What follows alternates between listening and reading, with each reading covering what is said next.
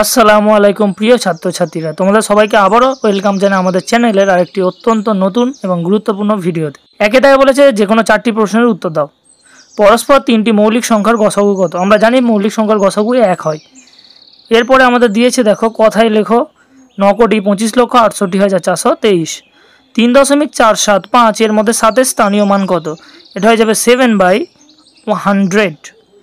49কে Roman সংখ্যায় লেখো, XLIX হয়ে যাবে। কাজের পরিমাণ একই থাকলে লোক সংখ্যা এবং দিন সংখ্যার মধ্যে কীরূপ সম্পর্ক হয়? ব্যস্ত সম্পর্ক। যে কোনো 5টি প্রশ্নের উত্তর দাও 2-এর দাগে।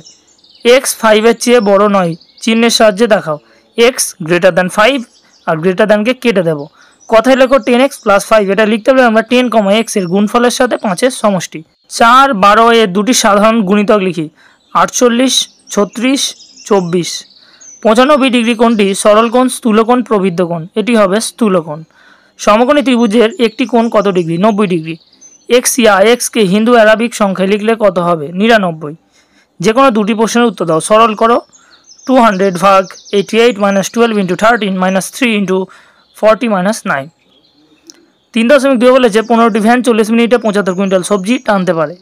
20টি ভ্যান 100 কুইন্টাল সবজি টানতে কত সময় নেবে? 16.2 এ 3 মিটার লম্বা ফিতে 3-এর 8 অংশ কেটে নিয়ে তাকে সমান 5টি ভাগে কাটলে একটি টুকরের দৈর্ঘ্য কত পাবো? হিসাব করে দেখি। সেট 2 এ কিছু বোনাস কোশ্চেন দিয়েছি আমি। 100 এর কাছাকাছি গুণিতক দিয়ে যোগ এবং বিয়োগ করি। 3625 যোগ 5960 এবং 6785 বিয়োগ 5840। এরপরে 2-এ বলেছে 1000-এর কাছাকাছি গুণিতকগুলি লিখি। 120 দিয়েছে, 120-র কাছাকাছি 1000 গুণিতক হবে 0, আর 3690-এর কাছাকাছি 1000 গুণিতক হবে 4000। 3-এ দিয়েছে সরল করো। 3 নাম্বার আছে এই একটা সরলে।